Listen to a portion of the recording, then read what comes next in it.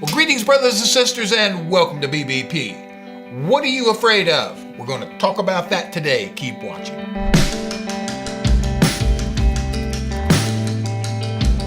Well, thank you for joining me here. Today we're going to talk about how to get victory over fear. Now, everybody's afraid of something, and many people are afraid of a lot of things. We're living in a world where there's no shortage of things to be fearful of. Every time we go out in public, we have to be aware someone could show up with a gun at any time and start blowing people away. That's enough to make anyone afraid. Closer to home, we have the issues of everyday life to deal with. What if I lose my job? What if I get terminally ill? What if one of my kids gets sick or dies? What if my spouse leaves me? All of these things can cause us to live in constant fear if we don't know how to deal with them properly. The first thing we have to understand is that God does not want us to live in fear of anything. There are so many verses in the Bible that tell us this. Do not fear. Fear not. Do not be afraid. Be of good courage. This is not a suggestion. Do not fear is a command. The biggest reason that God doesn't want us to be afraid of anything is because fear indicates a lack of faith that God is in control of everything at all times. Now, we're going to take a closer look at how this relates to our faith next week. But for today, I want to talk about another reason why God doesn't want us to be afraid. Fear leads to bad decision making. God created us with the capacity to experience fear. And he built this instinct into us because it serves a purpose. Fear lets us know that something is happening or about to happen that requires us to respond appropriately. Think about a burglar alarm or a smoke detector. When these alarms go off, it requires us to respond appropriately. Now, I'm pretty sure you don't live in a house where the smoke detector is ringing 24/7. It would drive you nuts.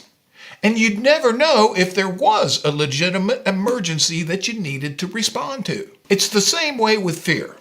Living in fear will drive you nuts, and you'll lose your sense of discernment when it comes to decision making. Living in fear will cause you to react to everything that's unimportant while not responding appropriately to things that are important. Let me repeat that. I don't want you to miss this. Living in fear will cause us to react to everything that's unimportant while not responding appropriately to things that are important. Our adversary Satan knows this, and that's why he wants us to live in a constant state of fear.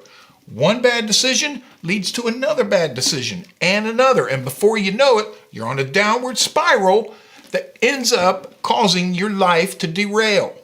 Now, friends, I'm not making this up. I lived it. I know what fear can do. I made so many bad decisions, it derailed my life, and it took me years to recover. But I got victory over fear, and I'm here to tell you, you can too. God's perfect plan for our life includes living a life free of fear, and His Word gives us plenty of promises to back that up. In fact, that's how I overcame all my fears. I dug into His Word and started confessing these verses out loud. Let me give you just one of them. This is my go-to verse whenever I get afraid. It's Isaiah 41, verse 10. Fear not, for I am with you. Be not dismayed, for I am your God. I will strengthen you. Yes, I will help you. I will uphold you with my righteous right hand. It's verses like these and many others that gave me the foundation that I need to start growing and getting past a life of fear. And if He did it for me, He'll do it for you too. Now, next week, we're going to take a look at how faith and fear collide with each other. I hope you can join me here. It's going to be an awesome lesson. Until then, keep your eyes on Jesus and not on your troubles. Thank you.